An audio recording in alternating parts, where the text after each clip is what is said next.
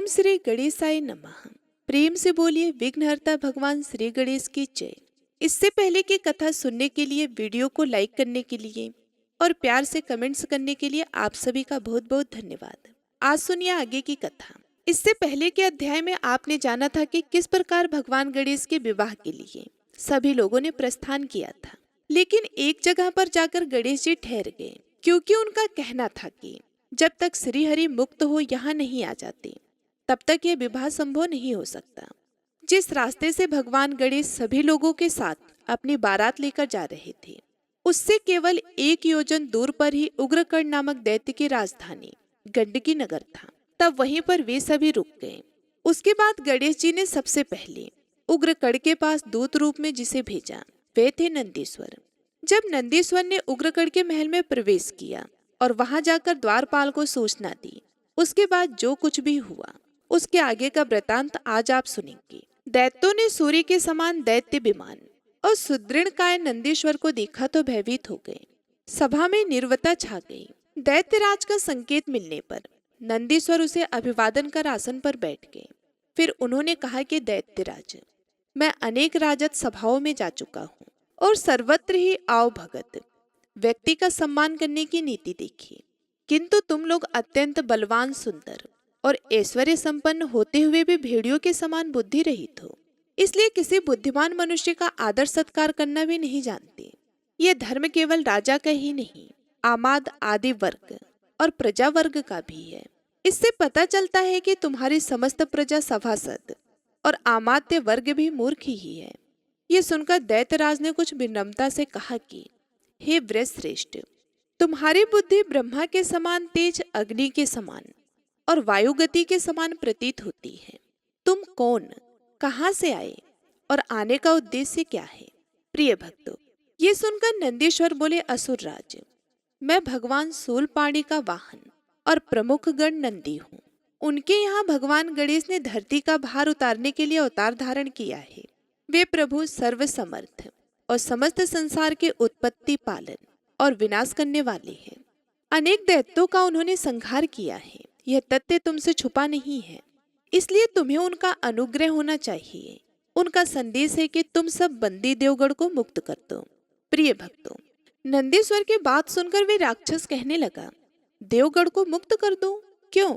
इसलिए कि वे पुनः सक्रिय हो जाएं और हमारा अनिष्ट करने लगे। उत्तेजित होकर उग्रकर्ण ने प्रश्न किया। नंदी ने कहा, सभी को स्वतंत्र रहने का अधिकार है। तुमने उन्हें बंदी बनाकर घोर अत्याचार किया है।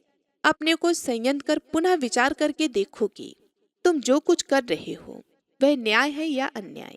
उग्रकर्ण ने कहा, मैं जो कुछ भी करता हूँ वह सब न्याय है और उसमें हस्तक्षेप करने का किसी को कोई अधिकार नहीं है।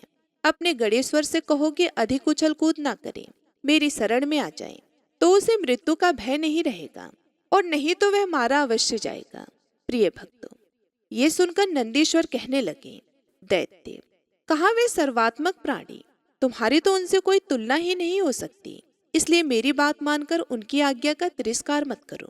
जो देवता तुम्हारे यहाँ बंदी हैं उन्हें मुक्त कर दो, अन्यथा व्यर्थ ही युद्ध में भीषण संहार उपस्थित होने वाला है। उग्रकर्ण अब क्रोध करता हुआ सा कहने लगा, मैं तो तुम्हें बुद्धिमान समझता था, किंतु अब समझा कि तुम तो निरे बुद्धिहीन मूर्ख हो, और जिन्हें बंदी बनाया है उन देवताओं को मैं कैसे स्वतंत्र कर सकता हूँ? तुम मेरे पौरुष से अनभिज्ञ हो, इसलिए वैसी बात करते हो। सोचो, भला किसी व्याघ्र के सामने सियार की क्या विषाद। प्रिय भक्तों, नंदीश्वर हंस पड़े और बोले कि असुरराज, मूर्खों जैसी बात ना करो। अपने उन महापराक्रमी वीरों की ओर ध्यान तो दो जो गणेश्वर के हाथों बात ही बात में मार दिए गए। क्या वे तेरी अपेक्षा कम शक्तिशाली थे?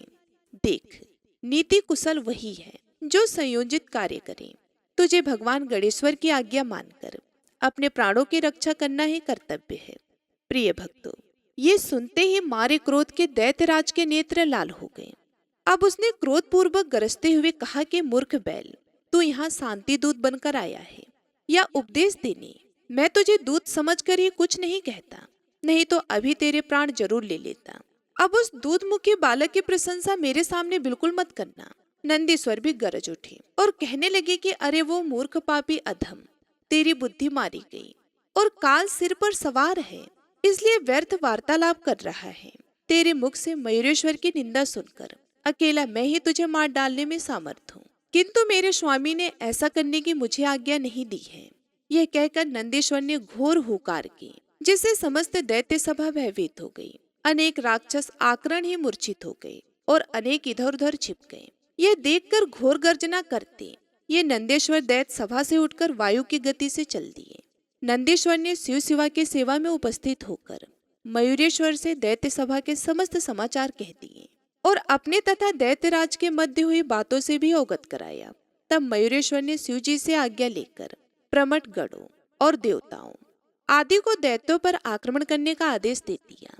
वे बोले, अब यह स्पष्ट हो गया है कि युद्ध के बिना देवताओं का छुटकारा नहीं हो सकता। यद्यपि हम युद्ध नहीं करना चाहते थे, किंतु दैत्य ने अब हमें विवश कर दिया है, इसलिए बिना किसी प्रकार की देरी किए अब हमें चढ़ चलना चाहिए।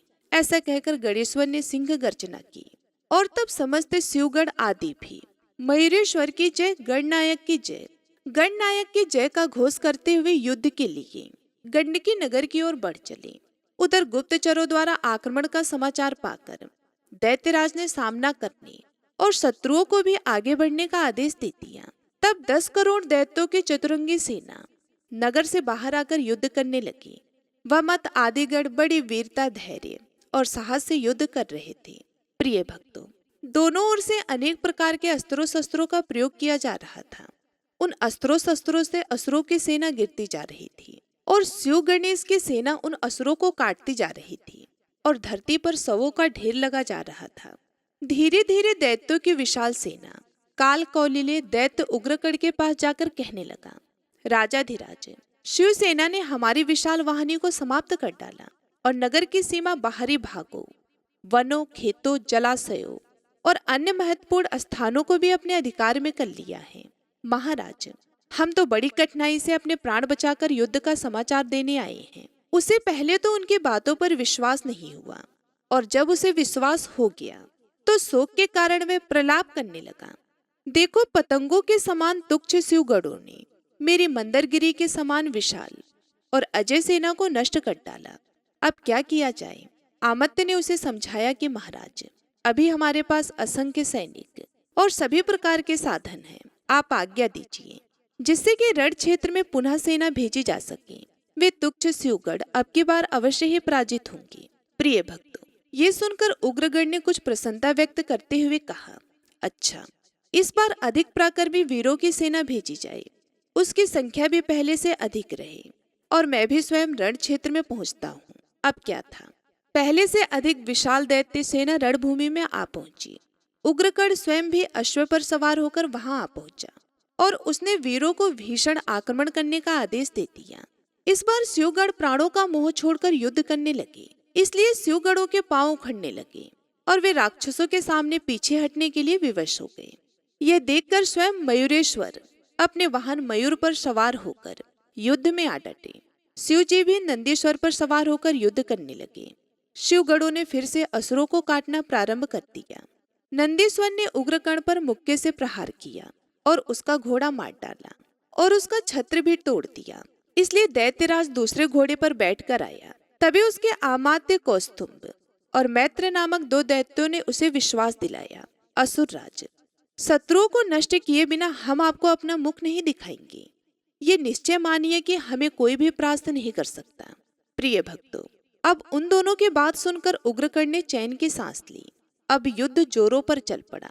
शिवगण असुरों का पराक्रम सहन करने में असमर्थ रहे, इसलिए विजय श्री असुरों के ही गले पड़ी।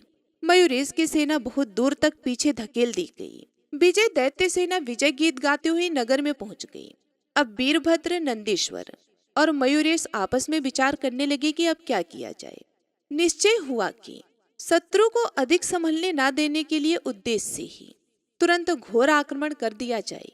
वही किया गया और दोनों की सेना युद्ध में डट गई। फिर से और युद्ध प्रारंभ हो गया।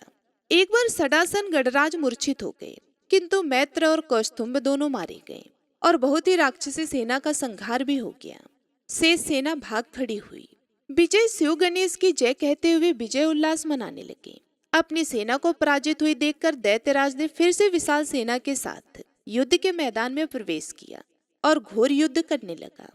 इसके साथ अमरस में आदि 7 महारथी भी आए थे, जिन्होंने अलग अलग 7 व्यूहों की रचना की। यह देखकर गणेश्वर स्वयं मयूर पर सवार हुए और नंदी पुष्पदंत आदि वीरों के साथ उन व्यूहों को तोड़ने के उद्देश्य से बढ़ चले। 10 लाख वीरों के साथ भूतनाथ शिव और बिकट नामक वीर थे वीरभद्र, और सडानन के साथ भी असंख्य सैनिक थे। इस प्रकार मयूरेश पक्ष में भी विशाल वही निश्चय हुआ। शिव पक्ष के वीरों ने अपने प्राणों की बाजी लगा दी, जिसके फलस्वरूप 7 दैत्य महारथी मारे गए। असुरों की ओर पराजय से संतप्त हुआ उग्रकण भागकर अपनी राजधानी पहुंचा। उग्रकण इस बार अपनी हार से बहुत दुखी हो रहा था। सोचने लगा कि मेरे वीर सैनिक सदैव देवताओं को दबाए रखने और मारने में सामर्थ्यवान थे, वे आज घुनों और मच्छरों की तरह मार डाले गए। ये विपरीत बात कैसे देखने सुनने में आ रही। अब देखो शिवगणों का मद और उत्साह कैसे बढ़ गया है। जैसे भी हो उन्हें वश में तो करना ही होगा। अमात्य से परामर्श लिया तो उन्होंने उसे धीरज रखने की बात कहकर आश्वस्त किया। फिर से विशाल सेना के साथ युद्ध में जाने का प्रोत्साहन देते हुए बोले, राजाधिराज आप परेशान मत होइए। जब तक श्वास तब तक आस वाले सिद्धांत को ध्यान में रखते हुए ही कार्य करें। आपकी विजय निश्चित है। अब की बार फिर से और अधिक तैयारी के साथ वे युद्ध के मैदान में पहुंच गए। उसने जाते ही तीक्ष्ण बाणों की वर्षा आरंभ कर दी। उसने सोचा समस्त विग्रह की जड़ यही बालक है, इसका वध होते ही शिवगढ़ आदि पराजित हो जाएंगे, फिर कोई भी युद्ध करने का साहस नहीं करेगा। इसलिए सबसे पहले इसी को समाप्त करना चाहिए। ऐसा विचार कर उग्रकण गणराज की तरफ बढ़ा। उसके गर्जना का उत्तर गर्जना से मिला तो उसने भयंकर बाण वर्षा आरंभ कर दी। गणराज अर्थात मयूरेश्वर ने भी उसके सभी बाण काट डाले और अपने बाणों से उसे पीड़ित करने लगे। दैत्यराज ने भगवान भास्कर का ध्यान किया और सूर्य प्रदत्त दिव्य अस्त्र को धनुष पर चढ़ाकर मयूरेश्वर पे छोड़ दिया, किंतु मयूरेश्वर के पशु प्रहार से उसके हजारों टुकड़े हो गए। उसके हाथ के भी सैकड़ों टुकड़े हो गए और धनुष धरती पर आ गिरा। अब उसने चक्र चलाया, वे भी गणेश्वर द्वारा पक्षेपित सूल से टकराकर दैत्यराज के ही मस्तक पर आ गिरा। इससे उसके कानों सहित कुंडल अलग हो गई और वे सूल, कान, कुंडल और मुकुट के सहित गणेश्वर के पास लौट आया। उग्रकण को सूल के इस प्रभाव पर बड़ा आश्चर्य हुआ और भयभीत होकर आशंकित होते हुए फिर से उसने क्रोध करते हुए कहा कि मूर्ख, तो इस समान कार्य को दस्तर समझता है। तूने मेरे कान काटे हैं तो मैं तेरी नाक उड़ाई देता हूँ, ले देख मेरा पराक्रम। ऐसा कहकर वे खड़ग तान कर मयूरेश पर झपटा, किंतु जब उसे चारों तरफ मयूरेशी दिखाई देने लगे, सब और असंख्य मयूरेश अट्टहास कर रहे थे, उसका साहस टूट गया और पलायन के विचार से अपने दुर्ग में वापस लौटने का विचार किया। किंतु उस रथ से भी बहुत से मयूरेश अट्टहास करते हुए दिखाई दिए। भय के कारण नेत्र बंद किए तो हृदय में भी मयूरेश दिखाई दिए। फिर वे युद्ध का मैदान छोड़कर भाग निकला। घर जाकर चुपचाप मुख ढककर लेट गया। प्रिय भक्तों, यह देखकर उसकी महासुंदरी पत्नी अपने कोमल वाणी में पूछने लगी कि प्राणनाथ, आज आप ऐसे चिंतित और मलिन मुख क्यों हो रहे हो? अगर इसका कुछ कारण बताए तो संभव है कि मुझे ही कोई उपाय सूझ जाए और मैं आपकी सहायता कर पाऊं। दैत्यराज ने अपनी पत्नी को बताया कि प्रिय, आज मुझे युद्ध क्षेत्र से भागना पड़ा। यद्यपि मैंने 7 करोड़ देवगढ़ और शिवगढ़ों को धराशाही कर दिया, तो भी शंकर के पुत्र ने, जो कि अभी केवल बालक ही है, अपने सूल से मेरे दोनों कान काट डाले। समझ में नहीं आता कि उसे मारने का क्या उपाय करूं। ये सुनकर दैत्यराज की पत्नी कहने लगी कि स्वामी, अगर अपराध क्षमा हो तो कुछ निवेदन करूं, कहीं आप रुष्ट ना हो जाए। इसी भय से सच्चाई कहने में कुछ संकोच हो रहा है। दैत्यराज के आग्रह पर उसकी पत्नी ने कहना आरंभ किया कि नाथ, देव, ब्राह्मण और गौ से द्वेष करने पर ना तो अस्थायी सुख मिलता है और ना कल्याण ही होता है। संसार में निंदा भी होती है, यद्यपि कोई सामने नहीं कहता, लेकिन पीठ पीछे तो सभी कहते हैं, और मेरी राय में इनकी सदैव पूजा और वंदना ही करनी चाहिए। अशुभ कर्मों का फल शुभ कभी नहीं मिल सकता। लोक में प्रत्यक्ष देखा जाता है कि जैसा बीज बोते हैं वैसा ही अंकुर उत्पन्न होता है। आपके अनुपम पुरुषार्थ ने विश्व को अधीन कर दिया, किंतु उस पुरुषार्थ ने विश्व को अधीर कर दिया। इसलिए हे प्राणेश्वर, आप मेरे वचनों पर ध्यान दीजिए।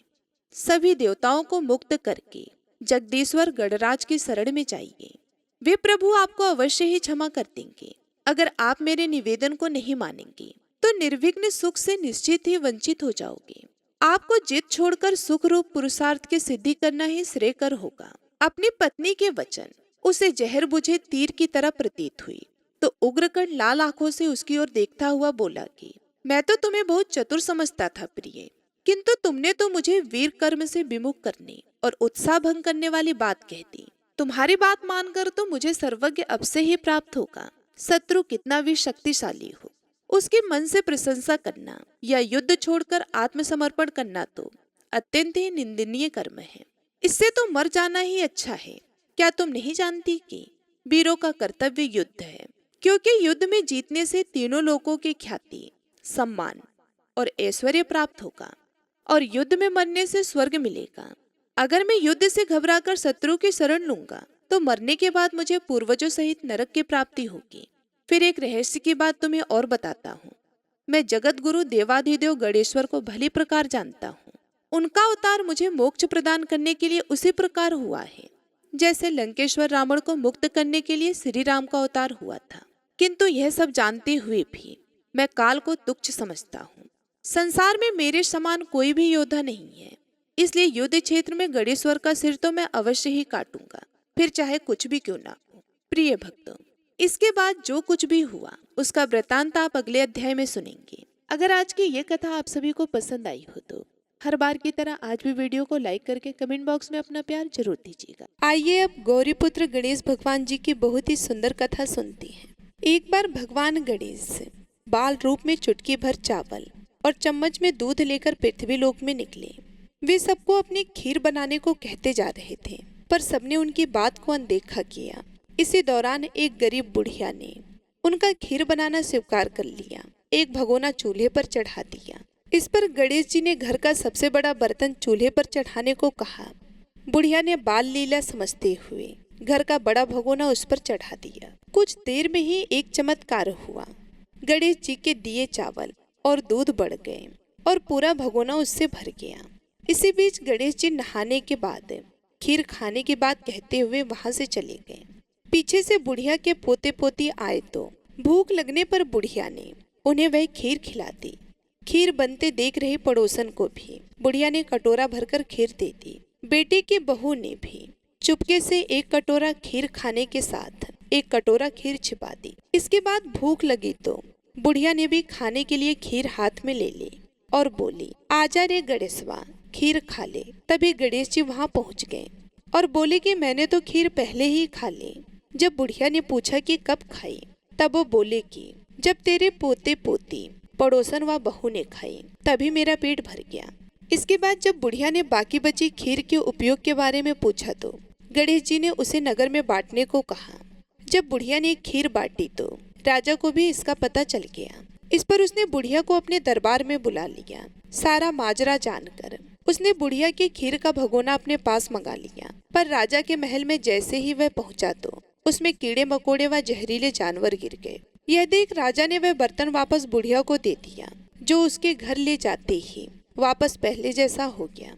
इसके बाद बुढ़िया ने फिर गणेश जी से बची हुई खीर के उपयोग के बारे में पूछा तो उन्होंने झोपड़ी के कोने में गाड़ देने को कहा। ऐसा कर बुढ़िया रात को सो गई और गणेश जी उसकी झोपड़ी को लात मारते हुए अंतर्ध्यान हो गए। अगले दिन जब बुढ़िया उठी तो उसे अपनी झोपड़ी महल में बदली हुई और खीर के बर्तन सोने जवाहरातों से भरे मिले।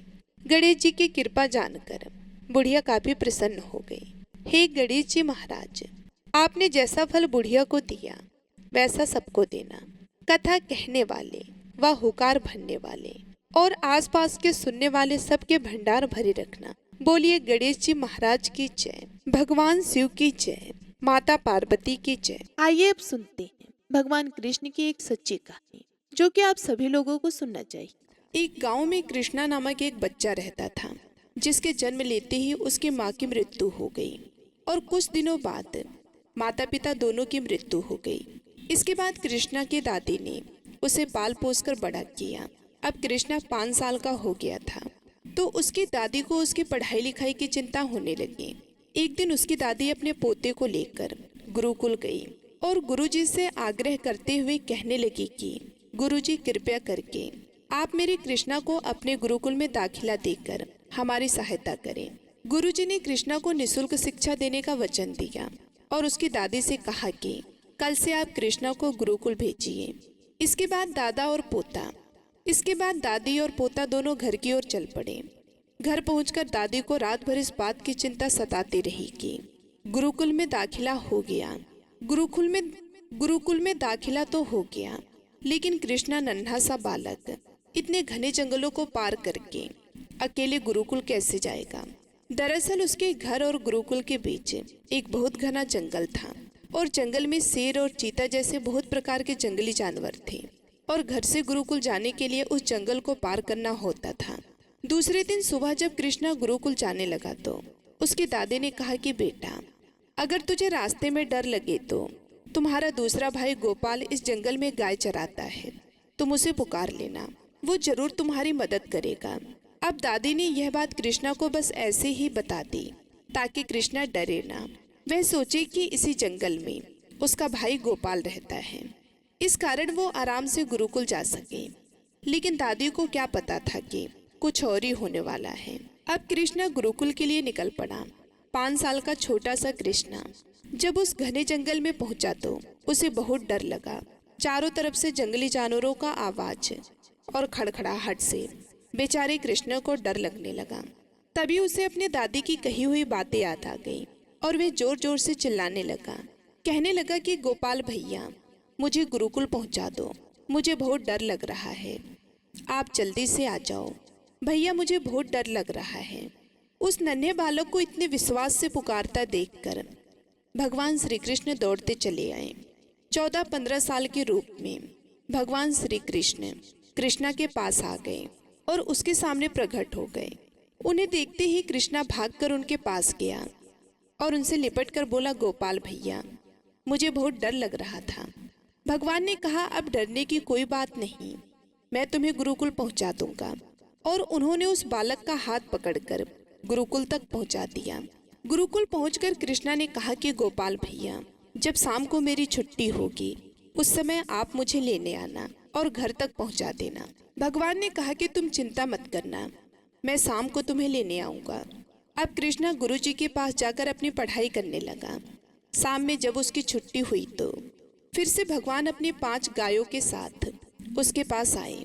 कृष्णा ने जैसे ही उन्हें देखा वे बहुत खुश हुआ और कहने लगा कि गोपाल भैया, आप ऐसे ही रोज मुझे घर से गुरुकुल और गुरुकुल से घर पहुंचा दिया करो। भगवान ने कहा कि अब तुम्हें डरने की कोई जरूरत नहीं, क्योंकि अब मैंने तुम्हारा हाथ पकड़ लिया है। उधर दादी दरवाजे पर चिंतित खड़ी थी, पोते की राह देख रही थी। तभी कृष्णा को आते देख दादी की जान में जान आई। दादी ने कृष्णा से पूछा, बेटा, रास्ते में डर तो नहीं लगा? उस छोटे से कृष्णा ने कहा, नहीं दादी, मुझे बिल्कुल भी डर नहीं लगा। आगे कहने लगा कि दादी, मेरे गोपाल भैया ने आते जाते हुए मेरा हाथ पकड़कर जंगल को पार करवाया है। दादी को यकीन ही नहीं हुआ और उन्हें लगा कि यह बच्चा है, ऐसे ही बोल रहा होगा। लेकिन रोज यही सिलसिला चलने लगा। भगवान उस नन्हे से बालक को घर से गुरुकुल और गुरुकुल से घर पहुंचा दिया करते थे। एक दिन गुरुकुल पहुंचते ही सभी बच्चों ने उसे बताया कि कल गुरुजी का जन्मदिन है, तो कल हम सभी उनके लिए उपहार लेंगे। शाम को जब कृष्णा घर पहुंचा तो उसने अपने दादी से कहा कि दादी, कल हमारे गुरुजी का जन्मदिन है, सभी बच्चे उनके लिए उपहार लेंगे, आप भी गुरुजी के लिए कुछ दे दो, मुझे भी उन्हें कुछ उपहार देना है। यह सुनते ही दादी बहुत उदास हो गई और कहने लगी कि बेटा, हम तो बहुत गरीब हैं, हमारे पास तो उन्हें देने के लिए कुछ भी नहीं है। यह सुनकर कृष्णा बहुत उदास हो गया। अगले दिन सुबह जब घर से गुरुकुल के लिए निकला तो बहुत ही उदास था। भगवान ने उसे उदास देखकर उसके मन की बात जाननी चाहिए। उन्होंने कृष्णा से पूछा कि हे कृष्णा, आज तुम इतने उदास क्यों हो, तुम्हें क्या चाहिए? नन्हे बालक ने बड़े ही दुखी होकर कहा, आज मेरे गुरुजी का जन्मदिन है, सभी बच्चे उन्हें कुछ न कुछ उपहार देंगे, परंतु मेरे पास उन्हें देने के लिए कुछ भी नहीं है। लीलाधार कन्हैया ने तुरंत एक छोटी सी दूध से भरी लुटिया उसे दे दिया। उसे देखकर कृष्णा बहुत खुश हुआ। कृष्णा ने गुरुजी को उपहार स्वरूप में वे छोटी सी लुटिया दे दिया। गुरु माता खीर बना रही थी। कृष्णा के दिए हुए उस दूध की लुटिया को देखकर वे बहस रही थी। उन्हें मन ही मन बहुत हंसी आ रही थी। वे सोच रही थी कि यह बालक जितना नन्हा है उतने ही नन्हे से लुटिया में दूध भर कर के लाया है। यह देखकर गुरु माता मन ही मन प्रसन्न हो रही थी। गुरु माता ने उस लुटिया को बगल में रख दिया और वे खीर बनाने लगी। कृष्णा से नहीं रहा गया। उसने गुरु माता से कहा कि माता, आप मेरा लाया हुआ दूध भी इस खीर में डाल दीजिए। इतने से दूध में इतनी खीर में क्या होना है। चलो फिर भी मैं तुम्हारे लाए हुए दूध को इस खीर में डाल देती हूँ। पर ये क्या, जितनी बार भी दूध डालती जाती लुटिया बार बार दूध से भर जाता। उनके पास जितने भी बर्तन थे वे सभी दूध से भर गए और अब उनके पास कोई बर्तन नहीं बचा जिसमें वो दूध को रखती। यह देखकर गुरु माता आश्चर्यचकित हो गई। ये कैसी लुटिया है जिसमें दूध खत्म ही नहीं होता। उन्होंने कृष्णा से पूछा, बेटा तुम्हें यह लुटिया किसने दी?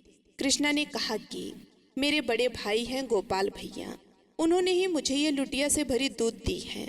यह सुनकर गुरुजी को सब समझ में आ गया। गुरुजी की आंखें भर गई। उन्होंने कृष्णा से कहा, मुझे भी अपने गोपाल भैया के दर्शन करवा दो। भगवान तो केवल अपने परम भक्त को ही दर्शन देते हैं। लेकिन नन्हे बालक कृष्णा के कहने पर भगवान ने अग्नि में प्रज्वलित ज्योति के रूप में गुरुजी को दर्शन दिया। इसलिए कहा जाता है कि अगर आप सच्चे मन से भगवान का स्मरण करते हैं तो वे किसी न किसी रूप में आपकी सहायता अवश्य करेंगे। तो एक बार प्रेम से बोलिए, जय श्री कृष्णा, जय श्री हरि विष्णु, ओम नमः शिवाय। प्रिय भक्तगणों, अब आइए सुनते हैं दूसरी कथा।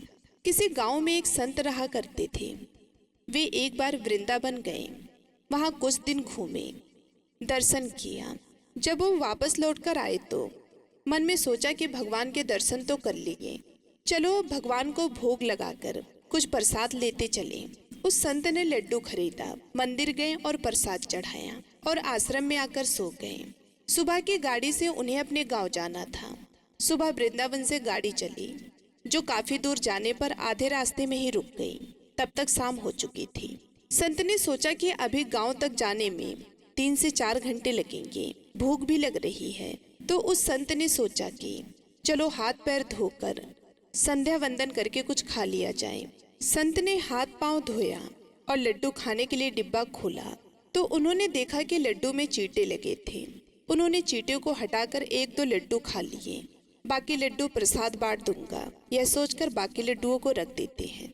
पर कहते हैं ना कि संत हृदय नौ विविध समाज। बेचारों को लड्डुओं से अधिक उन चींटों की चिंता सताने लगी। सोचने लगी कि यह चींटे वृंदावन से इस मिठाई के डिब्बे में आए हैं। बेचारे इतनी दूर तक सफर करके यहाँ तक आ गए। कितने भाग्यशाली थे कि इनका जन्म वृंदावन में हुआ था। अब इतनी दूर से पता नहीं कितने दिन या कितने जन्म लग जाएंगे इनको वापस पहुँचने में। पता नहीं ब्रज की दूरी इनको फिर कभी नसीब हो पाएगी या नहीं। मैंने कितना बड़ा पाप कर दिया, इनका वृंदावन छुड़ा दिया। नहीं नहीं, मुझे वापस जाना होगा। और संत ने उस चींटों को वापस इस मिठाई के डिब्बे में सावधानी से रखा और वृंदावन की गाड़ी पकड़ ली और वहां पहुंचकर इस मिठाई के दुकान के पास गए और वहां पहुंचकर उस मिठाई वाले के दुकान के पास गए। डिब्बा धरती पर रखा और हाथ जोड़ी। उन्होंने कहा कि हे कान्हा, मेरे भाग्य में नहीं कि तेरे ब्रज में रहूं। सुकून तो मुझे कहीं भी नहीं है और सुकून मुझे कहीं भी नहीं मिलेगा। ऐसा लगता है कि मुझे सुकून का अधिकार ही नहीं है। इनके भाग्य में ब्रज की धौली लिखी है तो मैं इन सबको यहीं पर छोड़ देता हूँ। दुकानदार ने यह सब देखा तो वहां आया।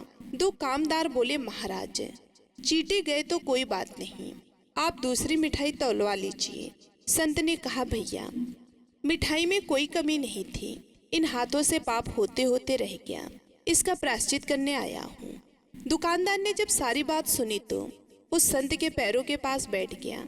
उधर संत की आंखें गीली हो रही थी। बात भाव की है, बात उस निर्मल मन की है, बात ब्रज की है, बात मेरे वृंदावन की है, बात मेरे नटवर लाल की है, बात मेरे कृष्णा की है, राधा रानी की है।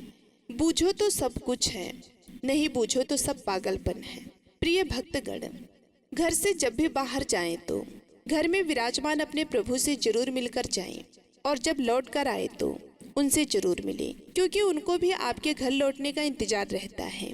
घर में यह नियम बनाएं कि जब भी आप घर से बाहर निकले तो घर में मंदिर के पास 2 घड़ी खड़े रहें, 2 घड़ी खड़े रह सके और उनसे कहिए प्रभु चलिए, आपको साथ में रहना है, ऐसा बोलकर ही घर से निकलें।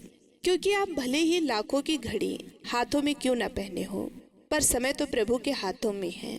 इसी बात पर प्रेम से बोलिए जय श्री राधे कृष्णा।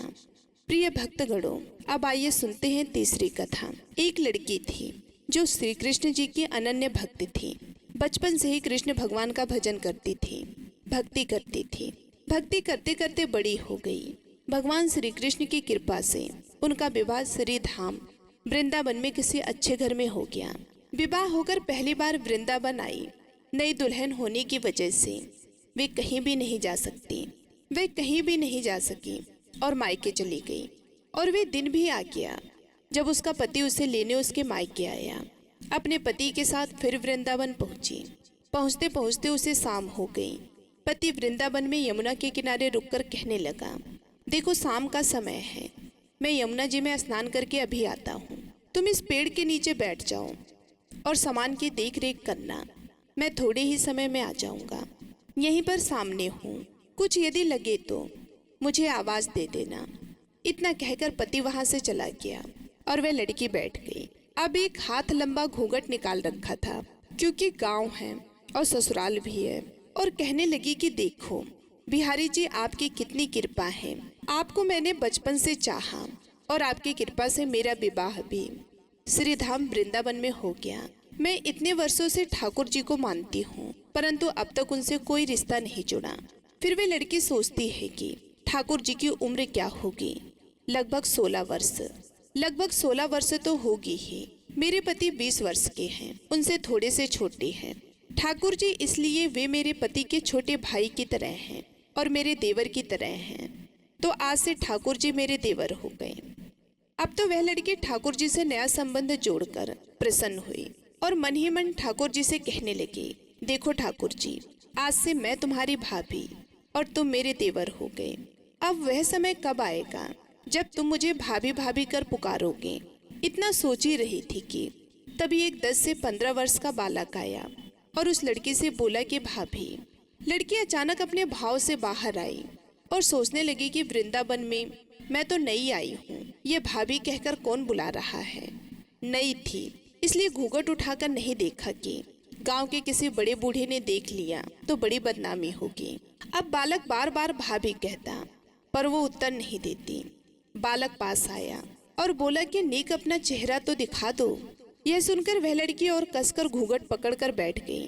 फिर उस बालक ने जबरदस्ती घूंघट उठाकर देख लिया। थोड़ी देर में उसका पति आ गया। उसने सारी बात अपने पति से कही।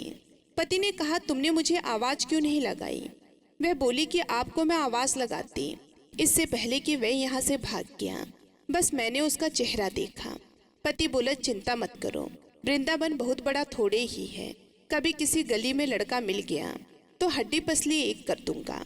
फिर कभी ऐसा लड़का तुझे कहीं दिखे तो तू मुझे जरूर बताना। फिर कुछ दिन बाद उसकी सास ने अपने बेटे से कहा कि बेटा देख, तेरा विवाह हो गया है, बहू मायके से भी आ गई है, तो तुम दोनों बाके बिहारी जी के दर्शन के लिए अभी तक नहीं गए, तो कल जाकर बहू को दर्शन करा के ले आना। अगले दिन दोनों पति पत्नी ठाकुर जी के दर्शन के लिए मंदिर जाते हैं। मंदिर में बहुत भीड़ थी। उस लड़की के पति ने कहा कि तुम स्त्रियों के आगे जाकर दर्शन करो, मैं भी आता हूँ। वह आगे चली गई, पर घूंघट नहीं उठाती है। उसे डर लगता है कि कोई बड़ा बूढ़ा देख लेगा तो बहुत ही बदनामी होगी। नई बहू बिना घूंघट के घूम रही है, इससे वे बहुत डर गई थी। पीछे से पति ने आकर कहा कि अरे बाबली, बिहारी जी के सामने है, घूंघट क्यों नहीं खोलती। घूंघट नहीं खोलेगी तो दर्शन कैसे करेगी। अब उसने अपना घूंघट उठाया और जो बाके बिहारी को देखा तो बाके बिहारी जी की जगह वही बालक मुस्कुराता हुआ दिखाई दिया, तो एकदम से चिल्लाने लगी, जल्दी आओ जल्दी आओ। पति पीछे से भाग भाग कर आया, कहने लगा कि अरे क्या हुआ। उस लड़की ने कहा कि अरे जी, उस दिन जो मुझे भाभी भाभी कहकर भाग गया था वह मिल गया। लड़की के पति ने कहा कि अरे कहाँ है, बताओ मुझे, अभी मैं उसे बताता हूँ। उस लड़की ने ठाकुर जी की तरफ इशारा करते हुए बोला कि सामने ही तो है। उसके पति ने जो देखा वह हक्का बक्का रह गया और मंदिर में ही अपनी पत्नी के चरणों में गिर गया और बोला, तुम ठाड़े हो, वास्तव में तुम्हारे हृदय में सच्चा ठाकुर जी के प्रति स्नेह है। मैं इतने वर्षों से वृंदावन में हूँ, मुझे आज तक उनके दर्शन नहीं हुए और तेरा भाव इतना है कि बिहारी जी ने तुझे दर्शन दिया। प्रिय भक्तगण, आप जिस भी रूप में बाके बिहारी को स्वीकार करेंगे, बाके बिहारी आपको उसी रूप में प्राप्त होते हैं। वे किसी के साथ कोई भेदभाव नहीं करते। तो इसी बात पर प्रेम से बोलिए, ठाकुर जी की जय, श्री बाके बिहारी लाल की जय, जय श्री कृष्णा, जय जय राधा रानी। आइए अब गजेंद्र मोक्ष स्रोत का पाठ करते हैं। इस माह में गजेंद्र मोक्ष सूत्र पढ़ने मात्र से जहाँ हर तरफ के ऋण कर्ज से मुक्ति मिलती है, वहीं 10 दिशाओं से शुभ फल दिलाने में भी सक्षम है। इस सूत्र का जाप करने से जीवन में किसी भी प्रकार की परेशानियों से मुक्ति मिलती है। श्रीमद् भगवत गीता के 3 अध्याय में गजेंद्र सूत्र पढ़ने को मिलता है। इस सूत्र में हाथी और मगरमच्छ के साथ हुए युद्ध का वर्णन किया गया है और गजेंद्र जब युद्ध से हार जाता है तो भगवान श्री हरि विष्णु का ध्यान करके उनकी स्तुति करता है और उसकी स्तुति से प्रसन्न होकर भगवान श्री हरि विष्णु आते हैं और उसे मोक्ष प्रदान करते हैं।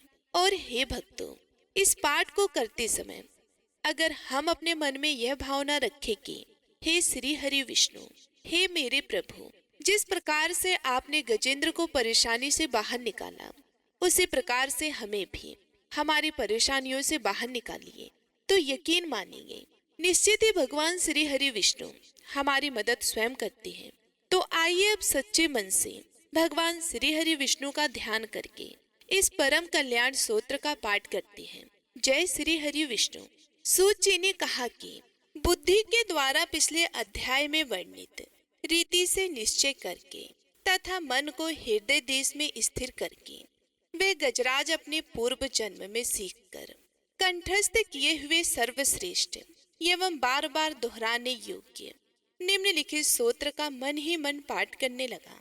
गजेंद्र उवाच, गजराज ने मन ही मन कहा कि जिनके प्रवेश करने पर, जिनकी चेतना को पाकर ये जड़ शरीर और मन आदि भी चैतन्य बन जाते हैं, चैतन्य की भांति व्यवहार करने लगते हैं, ओम शब्द के द्वारा लक्षित तथा संपूर्ण शरीर में प्राकृतिक एवं पुरुष रूप से प्रविष्ट हुए उन सर्व समर्थ परमेश्वर को हम मन ही मन नमन करते हैं, जिनके सहारे यह विश्व टिका है, जिनसे यह निकला है, जिन्होंने इसकी रचना की है और जो स्वयं ही इसके रूप में प्रकट है, फिर भी जो इस दृश्य जगत से एवं इसके करुणा भूता प्राकृतिक से सर्वदा परे, विलक्षण एवं श्रेष्ठ है, उन अपने आप बिना किसी कारण के बने हुए भगवान की मैं शरण लेता हूँ। अपने संकल्प शक्ति के द्वारा अपने ही स्वरूप में रची हुई और इसलिए सृष्टि काल में प्रकट और परले काल में उसी प्रकार आप प्रकट रहने वाले इस शास्त्र प्रसिद्ध कार्य कारण रूप जगत को, जो अकुंठित दृष्टि होने के कारण साक्षी रूप से देखते रहती है, उनसे लिप्त नहीं होते, वीचसो आदि प्रकाशकों के भी परम प्रकाशक प्रभु मेरी रक्षा करे। समय के प्रभाव से संपूर्ण लोकों के एवं ब्रह्मादि लोकपालों के पंचभूत में प्रवेश कर जाने पर तथा पंचभूतों से लेकर महत्व पर्यंत संपूर्ण कारकों के उनके परम करुणा रूप प्रकृतिक में लीन हो जाने पर उस समय दुर्जय तथा आपार अंधकार रूप प्रकृति ही बच रही थी। उस अंधकार के परे अपने परम धाम में जो सर्वव्यापक भगवान सब ओर प्रकाशित रहते हैं, वे प्रभु मेरी रक्षा करें। भिन्न भिन्न रूपों में नाट्य करने वाले अभिनेता के वास्तविक स्वरूप को जिस प्रकार साधारण दर्शक नहीं जान पाते, उसी प्रकार सत्व प्रधान देवता तथा ऋषि भी जिनके स्वरूप को नहीं जानते, तो फिर दूसरा साधारण जीव तो कैसे ही जान सकता है अथवा वर्णन कर सकता है। वे दुर्गम चरित्र वाले प्रभु मेरी रक्षा करें। आसक्ति से सर्वदा छूटे हुए संपूर्ण प्राणियों में आत्मबुद्धि रखने वाले, सबके आकरण हेतु एवं अतिशय साधु स्वभाव मुनिगण, जिनके परम मंगलमय स्वरूप का साक्षात्कार करने की इच्छा से वन में रहकर अखंड ब्रह्मचर्य आदि अलौकिक व्रतों का पालन करती हैं, वे प्रभु ही मेरी गति है। जिनके हमारी तरह कर्मवश ना तो जन्म होता है और न जिनके द्वारा अहंकार प्रेरित कर्म ही होती है, जिनके निर्गुण स्वरूप का ना तो कोई नाम है ना ही रूप है, फिर भी समय अनुसार जगत की सृष्टि एवं प्रलय के लिए स्वेच्छा से जन्म आदि को स्वीकार करते हैं, उन अनंत शक्ति संपन्न पर ब्रह्मा परमेश्वर को नमस्कार है। उन प्राकृत आकार रहित एवं अनेकों आकार वाले अद्भुत कर्मा भगवान को बारंबार नमस्कार है। स्वयं प्रकाश एवं सबके साक्षी परमात्मा को नमस्कार है। उन प्रभु को जो नम वाणी एवं चित्त वृत्तियों से भी सर्वदा परे हैं, उनको बार बार नमस्कार है। विवेकी पुरुष के द्वारा सतत गुण विशिष्ट निवृत्त धर्म के आचरण से प्राप्त होने योग्य मोक्ष सुख के अनुभूति रूप प्रभु को नमस्कार है। सत्व गुण को स्वीकार करके शांत, रजोगुण को स्वीकार करके घोर एवं तमोगुण को स्वीकार करके मूढ़ से प्रतीत होने वाले भेद रहित ऐत्यो सदा संभाव से स्थित ज्ञान घन प्रभु को नमस्कार है। शरीर इंद्रिय आदि के समुदाय रूप संपूर्ण पिंडों के ज्ञाता, सबके स्वामी एवं साक्षी रूप आपको नमस्कार है। सबके अंतर्यामी, प्रकृति के भी परम कारण किंतु स्वयं कारण रहित प्रभु को नमस्कार है।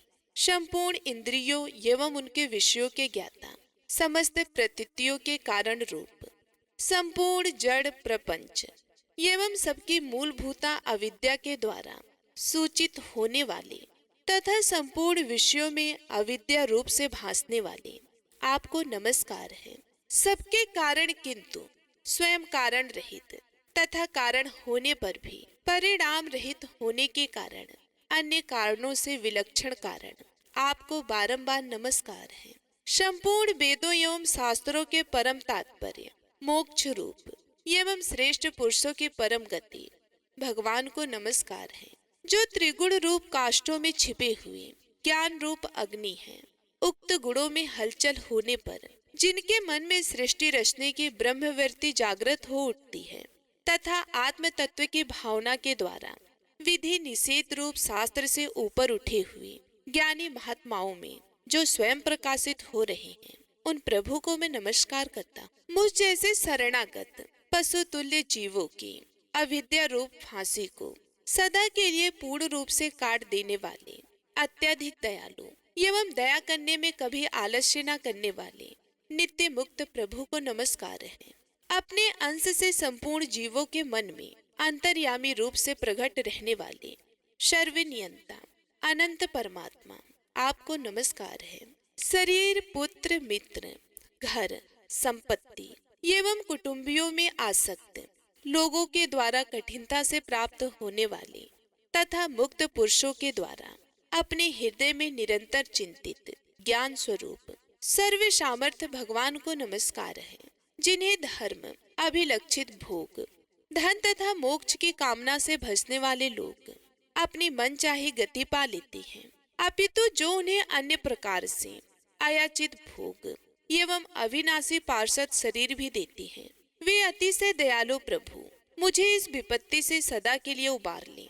जिनके अनय भक्त जो वस्तुतः एकमात्र उन भगवान के ही शरण हैं, धर्म, अर्थ आदि किसी भी पदार्थ को नहीं चाहते, अपितु उन्हीं के परम मंगलमय एवं अत्यंत विलक्षण चरित्रों का गान करते हुए आनंद के समुद्र में गोते लगाते रहते हैं।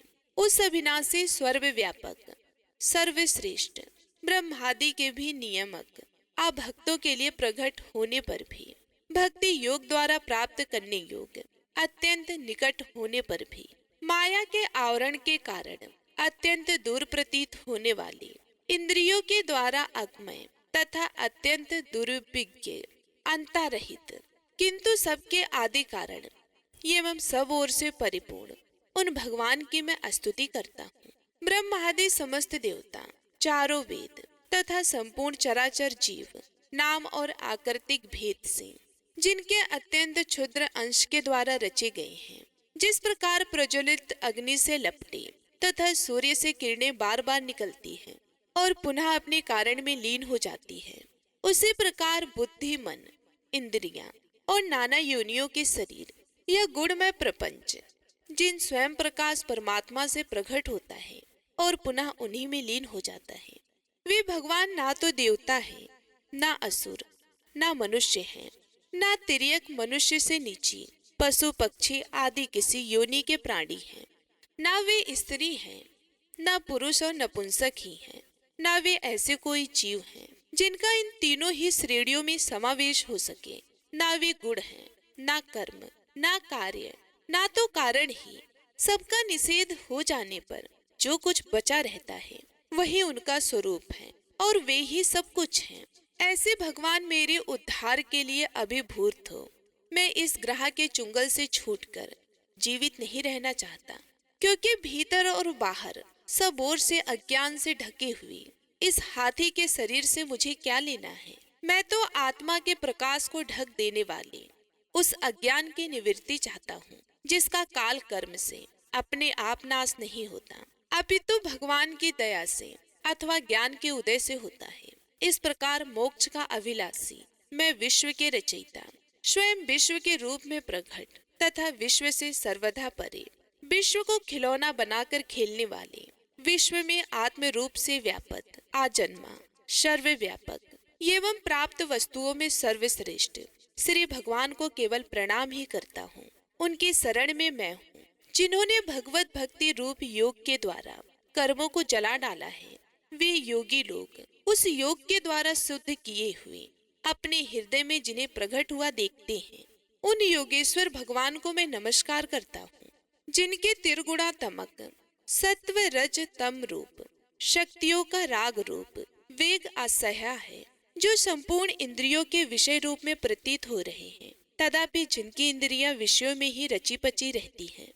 ऐसे लोगों को जिनका मार्ग भी मिलना असंभव है, उन शरणागत रक्षक एवं अपार शक्तिशाली आपको बार बार नमस्कार है, जिनके अविद्या नामक शक्ति के कार्य रूप अहंकार से ढके हुए अपने स्वरूप को यह जीव नहीं जान पाता, उन अपार महिमा वाले भगवान की मैं शरण में आया हूँ। श्री सुखदेव जी ने कहा, जिसने पूर्वोक्त प्रकार से भगवान के भेद रहित निराकार स्वरूप का वर्णन किया था, उस गजराज के समीप जब ब्रह्मा आदि कोई भी देवता नहीं आए, जो भिन्न भिन्न प्रकार के विशिष्ट विग्रहों को ही अपना स्वरूप मानते हैं, तब साक्षात श्री हरि, जो सबकी आत्मा होने के कारण सर्वदेव स्वरूप है, वहां प्रकट हो गए। उपयुक्त गजराज को उस प्रकार दुखी देखकर तथा उसके द्वारा पढ़ी हुई स्तुति को सुनकर सुदर्शन चक्रधारी जगदाधार भगवान इच्छानुरूप वेग वाले गरुड़ जी के पीठ पर सवार होकर सत्वन करते हुए देवताओं के साथ तत्काल उस स्थान पर पहुंच गए जहां पर वे हाथी था। सरोवर के भीतर महाबली ग्रह के द्वारा पकड़े जाकर दुखी हुए उस हाथी ने आकाश में गरुड़ की पीठ पर सवार चक्र उठाए हुए भगवान श्री हरि को देखकर अपनी सूंड को, जिसमें उसने पूजा के लिए कमल का एक फूल ले रखा था, ऊपर उठाया और बड़ी ही कठिनाई से सर्व पूज्य भगवान नारायण आपको प्रणाम है, यह वाक्य कहा। उसे पीड़ित देखकर आजन्मा श्री हरि एकाएक गरुड़ को छोड़कर नीचे झील पर उतर आए। वे दया से प्रेरित हो ग्रास सहित उस गजराज को तत्काल झील से बाहर निकाल लाए और देवताओं के देखते देखते अपने चक्र से मगरमच्छ के गर्दन को काट दिया और हाथी को उस पीड़ा से बाहर निकाल लिया। तो इसी के साथ गजेंद्र मोक्ष सूत्र संपूर्ण हुआ। तो सभी एक बार प्रेम से बोलिए, भगवान श्री हरि विष्णु की जय। प्रिय भक्तों, अब आइए सुनते हैं लप्सी और तपसी की कथा, जो कि हर व्रत के बाद में अवश्य सुनना चाहिए, क्योंकि ऐसा कहा जाता है कि बिगर लप्सी और तपसी की कथा सुने बिगर कोई भी व्रत कथा पूर्ण नहीं होता। तो आइए बड़ी ही श्रद्धा से लप्सी और तपसी की कथा को सुनते हैं। एक लप्सी था, एक तपसी था। तपसी हमेशा भगवान की तपस्या करता था। तपसी हमेशा भगवान की तपस्या करता था, लेकिन उसे चोरी करने की आदत थी। लप्सी हमेशा सवा सेर की लप्सी बनाता और पहले भगवान को भोग लगाता, उसके बाद में स्वयं भोजन करता। दोनों भाइयों का यही नियम था। तो एक दिन किसी बात को लेकर दोनों में कहासुनी हो गई। तो तपसी बोला कि मैं रोजाना भगवान की तपस्या करता हूँ, इसलिए मैं बड़ा हूँ। तो लपसी बोला कि मैं रोज भगवान को सवा सेर की लपसी का भोग लगाता हूँ, इसलिए मैं बड़ा हूँ। ऐसा कहते हुए दोनों जोर जोर से लड़ने लगे। तभी वहां से नारद जी गुजर रहे थे। दोनों को लड़ता हुआ देखकर वहां आए और उनसे पूछा कि तुम दोनों क्यों लड़ रहे हो। तो दोनों ने अपने आप को बड़ा बताया और साथ में बड़ा होने का कारण भी बताया। तो नारद जी बोले कि मैं तुम्हारा फैसला कर दूंगा, कल आऊंगा, बता भी दूंगा कि तुम दोनों में से कौन बड़ा है। दूसरे दिन लपसी और तपसी नहाकर अपनी रोज की भक्ति करने आए। तो नारद जी ने छुपकर 1.25 करोड़ की एक एक अंगूठी उन दोनों के आगे रख दी। जैसे ही भक्ति करते हुए तपसी की नजर उस अंगूठी पर पड़ी तो उसने चुपचाप उस अंगूठी को उठाई और अपने पैरों के नीचे दबा ली। लपसी की नजर अंगूठी पर पड़ी, लेकिन उसने ध्यान नहीं दिया। उसने पहले भगवान को भोग लगाया और फिर स्वयं भोजन करने के लिए बैठ गया। थोड़ी देर बाद नारद जी सामने आए। तो दोनों ने पूछा कि अब बताओ, हम में से कौन बड़ा है। तो नारद जी ने तपसी से खड़ा होने के लिए कहा तो वे खड़ा हुआ। तो उसके पैर के नीचे दबी हुई अंगूठी दिखाई दी। तो नारद जी ने तपसी से कहा कि तपस्या तो तुम रोज करते हो, लेकिन इतनी तपस्या करने के बाद भी तुम्हारी चोरी करने की आदत नहीं गई। ये अंगूठी मैंने ही तुम दोनों के आगे रखी थी। मैं ये देखना चाहता था कि तुम दोनों में से किसके मन में लालच है। तो तुझे तो अंगूठी दिखाई पड़ते ही झट से अपने पैरों के नीचे दबा ली। लेकिन लपसी का ध्यान अंगूठी पर जाने के बाद भी लपसी ने अंगूठी को नहीं उठाया और ना ही ध्यान दिया। उसने सिर्फ अपने भगवान जी में ध्यान रखा, उन्हें भोग लगाया और बाद में स्वयं भोजन करने लगा। इसलिए लपसी बड़ा है और तुम्हें तुम्हारी तपस्या का कोई भी फल मिलने वाला नहीं है। जितनी चाहे मर्जी तुम तपस्या कर लो, तुम्हें इसका कोई भी फल नहीं मिलेगा। तो तपसी को यह सुनकर बहुत ही दुख हुआ और वे शर्मिंदा होकर नारद जी से माफी मांगने लगा और कहने लगा कि आज तक की मेरी गलती माफ करो और मुझे बताओ कि मेरी तपस्या का फल कैसे मिलेगा। आज के बाद कभी भी मैं चोरी नहीं करूंगा। तो नारद जी ने कहा कि यदि कोई गाय और कुत्ते को रोटी नहीं बनाएगा तो उसका फल तुझे मिलेगा। यदि कोई आदमी ब्राह्मण को भोजन करवा कर उसे दक्षिणा नहीं देगा तो उसका फल भी तुझे ही मिलेगा। अगर किसी को सूत वाली साड़ी अगर हम देते हैं, उसके ऊपर अगर भेंट स्वरूप कुछ रुपए नहीं देंगे तो उसका फल भी तुझे ही मिलेगा। अगर कोई व्यक्ति दिए से दिया जलाएगा तो उसका फल भी तुझे ही मिलेगा। अगर कोई औरत आंगन लीप कर चौका नहीं लीपेगी तो उसका फल भी तुझे ही मिलेगा। यदि कोई व्रत कथा में सारी कहानी सुन ले लेकिन तुम्हारी कहानी ना सुने तो उसका फल भी तुझे ही मिलेगा। उस दिन से हर व्रत कथा और कहानी के साथ लपसी और तपसी की कहानी कही और सुनी जाती है। अब सुनिए श्री गणेश चालीसा पाठ और विघ्नहर्ता भगवान गणेश जी की आरती। जय गणपति सद्गुण सदन कविवर बदन कृपाल, विघ्न हरण मंगल करण जय जय गिरिजालाल। जय जय जय गणपति राजू मंगल भरण करण शुभ काजू। जय गज बदन सदन सुखदाता विश्व विनायक बुद्धि विधाता। वक्र तुंड सुचि सुंड सुहावन तिलक त्रिपुंड भाल मन भावन। राजित मणि मुकुतन उर्माला सर्व मुकुट छिर नयन विशाला।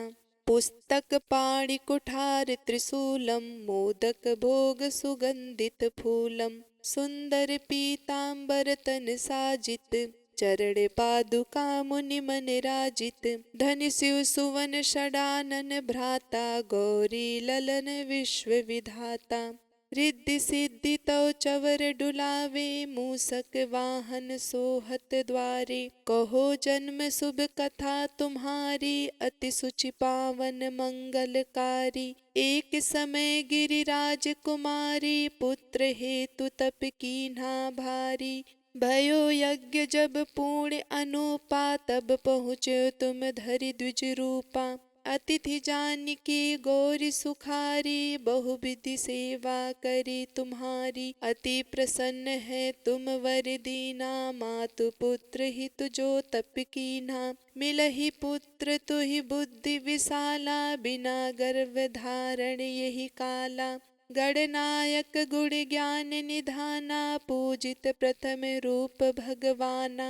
अस कहीं अंत धान रूप है, पालना पर बालक स्वरूप है। बन शिशुरुदन जब ही तुम ठाना, लख मुख सुख नहीं गौरी समाना। सकल मंगल सुख मंगल गावहि, नभते सुरंग सुमन बरसाही। सकल मंगन सुख मंगल गावहि, नभते सुरन सुमन बरसावहि। शंभु उमा बहुदान लुटावहि, सुर मुनि जन सुत देखन आवहि। लकी अति आनंद मंगल साजा, देखन भी आए सनि राजा। निज अवगुण गुण सनि मन माही, बालक देखन चाहत नाही। गिरिजा कछु मन भेद बढ़ायो, उत्सव मोर न सनि तुम भायो। कहन लगे सनि मन सकुचाई, का करी हो शिशु मोहि दिखाई। नहीं विश्वास उमा कर भयउ, सनि सो बालक देखन कहऊँ। पड़तहि सनि दृष्टि कोड प्रकाशा, बालक सिर उड़ि गयो आकाशा। गिरिजा गिरी बिकल है धरणी, सो सुख दशा गयो नहीं वर्णी। हाहाकार मचो कैलासा, सनि कीन्हो लख सुत को नासा। तुरंत गरुण चढ़ी विष्णु सिधाए, काटी चक्र सो गज सिर लाए। बालक के धड़ ऊपर धार्यो, प्राण मंत्र पढ़ शंकर डार्यो। नाम गणेश शंभु तप कीन्हे, प्रथम पूज्य बुद्धि निधि वर दीन्हे। बुद्धि परीक्षा जब शिव कीन्हा, पृथ्वी की प्रदक्षिणा लीन्हा। चले सडानन भरमि बुलाई, रची बैठ तुम बुद्धि उपाई। चरण मातु पितु के धर लीन्हो, तिनके साथ प्रदक्षिण कीन्हो। धनि गणेश कहि शिव ही हर से, नभते सुरन सुमन बहु बरसे। तुम्हारी महिमा बुद्धि बढ़ाई, शेष सहस मुख सके न गाई। मैं मतिहीन मलिन दुखारी, करहु कौन विधि विनय तुम्हारी। भजत राम सुंदर प्रभु दासा, लख प्रयाग ककरा दुर्वासा। अब प्रभु दया दीन पर कीचे, अपनी शक्ति भक्ति कुछ दीचे। श्री गणेश यह चालीसा, पाठ करे धर ध्यान। नित नव मंगल ग्रह बसे, लहे जगत सन्मान। संवत अपन सहस्त्र दस ऋषि पंचमी दिनेश, पूर्ण चालीसा भयो मंगल मूर्ति गणेश। अब आइए सुनते हैं भगवान गणेश की आरती। जय गणेश जय गणेश जय गणेश देवा, माता जाकी पार्वती पिता महादेवा। एक दंत दयावंत चार भुजाधारी, माथे सिंदूर सोहे मूस की सवारी। पान चढ़े फूल चढ़े और चढ़े मेवा, लड्डुवन का भोग लगे संत करे सेवा। जय गणेश जय गणेश जय गणेश देवा, माता जाकी पार्वती पिता महादेवा। अंधन को आंख देत कोढ़िन को काया, बाजन को पुत्र देत निर्धन को माया। सूर श्याम शरण आए सफल कीजे सेवा, जय गणेश जय गणेश जय गणेश देवा। माता जाकी पार्वती पिता महादेवा, दीनन की लाज रखो शंभु सुतकारी। कामना को पूर्ण करो जय बलिहारी। जय गणेश जय गणेश जय गणेश देवा, माता जाकी पार्वती पिता महादेवा।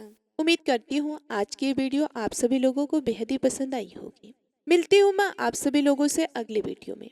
तब तक के लिए नमस्कार।